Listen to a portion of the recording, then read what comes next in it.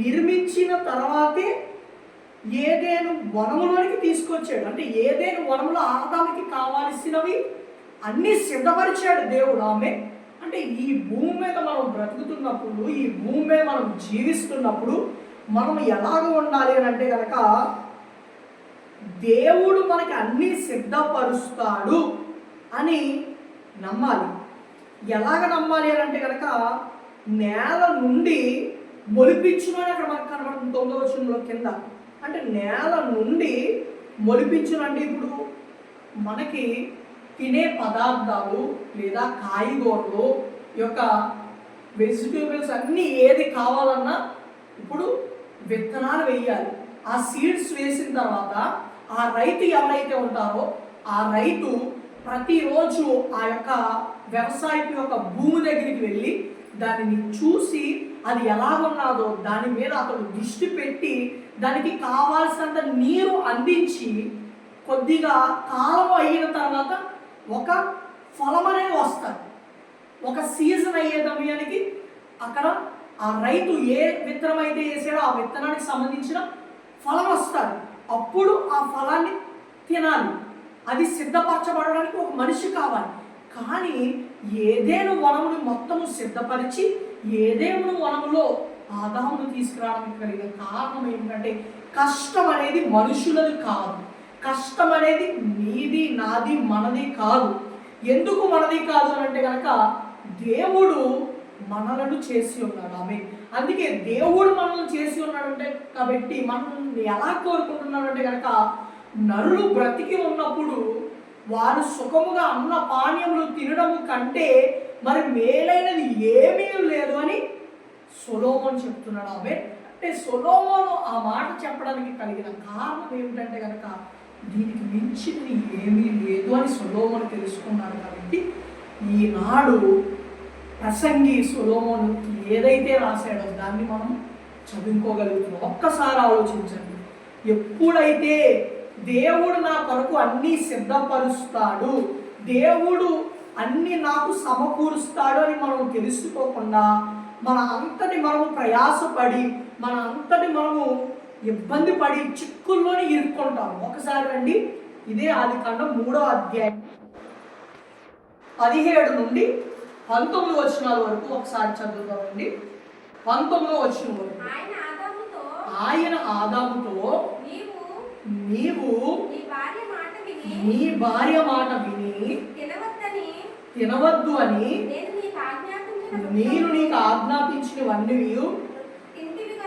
తింటివి గనక నేను నీకు ఆజ్ఞాపించిన వృక్ష ఫలమును తింటివి గనక నీ నిమిత్తము నేల శపింపబడి ఉన్నది అని ప్రయాసపడుతూ నీవు బ్రతుకు దినములన్నీ దాని పంట తినదువు. అది ముళ్ళ తెప్పలను గచ్చ పొదలను నీకు మొలిపించును. పొలంలోని పంట తినదువు. నీవు నేలకు తిరిగి చేరు వరకును నీ ముఖము చెమట కార్చి ఆమేన్. చాలమ్మా. ఇక్కడ మనం చూసినట్టయితే కనుక ఆదాము వలన నేల అనేది శపించబడి, అంటే మొదటిగా ఆదాముని తయారు చేసినప్పుడు ఆదాము నీవు ప్రయాసపడి ఈ భూమిలో నుండి వచ్చే ఫలములను తినాలి అని దేవుడు ఆదాముతో చెప్పలేదు. ఈ యొక్క ఏదేను వనములోని మంచి చెడులను తెలివినిచ్చే ఆహారము కూడా ఉన్నాయి, జీవ వృక్షములు కూడా ఉన్నాయి, చాలా ఆహార పదార్థములు ఉన్నాయి. నువ్వు ఏదైనా తిను, కానీ ఒకే ఒక్కటి చేయొద్దు. మంచి చెడులను తెలియజేసే ఒక జీవ వృక్ష ఫలమును మాత్రము ముట్టుకోవద్దు, తినవద్దు అని చెప్పాడు దేవుడు. కానీ చెప్పిన తర్వాత దేవుడు సిద్ధపరిచిన దాన్ని కాకుండా, అంటే దేవుడు చెప్పిన దాన్ని కాకుండా ఎందుకు ఆ మంచి చెడులను తెలియజేసే జీవవృక్ష ఫలము ఆదాము ముట్టుకోవాల్సి వచ్చిందంటే తన భార్య మాట విన్నాడు. తన భార్య మాట విని ఎప్పుడైతే ఆ మంచి చెడులను తెలియజేసి ఆ జీవవృక్ష ఫలమును తిన్నాడో అతడు వలన నేల శపించబడింది. అంటే దేవుడు నేలను శపించడానికి కారణం ఎవరండి? మనుషులు, ఆదాము కదా. అంటే మన జీవితాల్లోని కష్టాలని, ఇబ్బందులను కొన్ని సమయాల్లో, ఆయా సందర్భాల్లో మన అంతటా మనమే కొని తెచ్చుకుంటాం. అందుకే కష్టకాలము కొన్ని దినములని దేవుడు సెలవిస్తున్నాడు. కానీ కష్టకాలములు కొన్ని దినములలో దేవుడు సెలవిస్తున్నప్పటికీ కూడా దేవుడు అంటున్న మాట ఏంటంటే కనుక, ఆ కష్టకాలము కొని తెచ్చుకోవడానికి కలిగిన కారణం నువ్వే. ఎందుకు ఆ కష్టాన్ని కొని తెచ్చుకుంటున్నావు అని చెప్పి దేవుడు మాట్లాడుతున్నాడు. కష్టకాలంలో ఆదాముని ఎలా కొని తెచ్చుకున్నాడంటే కనుక, అతడు చేసిన ఆ తొరపాటు పని వలన, తొందరపాటు యొక్క పని వలన నేల శపించబడి, ఆ నేల నుండి మంచి ఆహారముతో పాటు అతడు ప్రయాసపడి, అతడికి ఏమొస్తుంది? గచ్చు పొదలు, తుప్పలుతో పాటు ఆహారము వస్తుంది. నువ్వు బ్రతుకు దినములన్నీ దాని పంట తింటావు. ఎలా తినాలండి పంట? ప్రయాసతోటి దాని పంట తినాలి. ఫస్ట్ ఏదేను వనం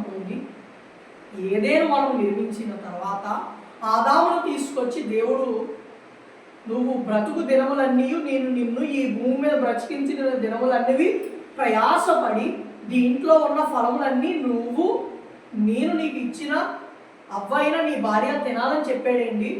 అలా నియమించలేదు కదా, అలా చెప్పలేదు కదా దేవుడు. ఆదామును దేవుడు ఏదేను వనంలోనికి తీసుకువస్తున్నప్పుడే అన్నీ సిద్ధపరిచి ఆ తర్వాత ఆదాముని ఏదేను వనంలో పెట్టాడు.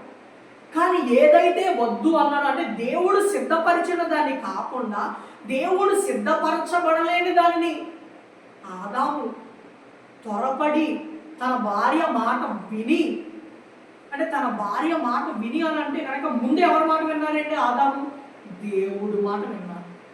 అంటే దేవుడు ఏమని చెప్తున్నాడంటే, నిన్ను ఈ భూమి మీదకి పంపాను కాబట్టి నువ్వు సిద్ధపరచబడి అన్నీ ఉన్నాయి. నీకు ఎప్పుడు ఏమి కావాలో ఎలాగివ్వాలో నేను నీకు సిద్ధపరిచాను.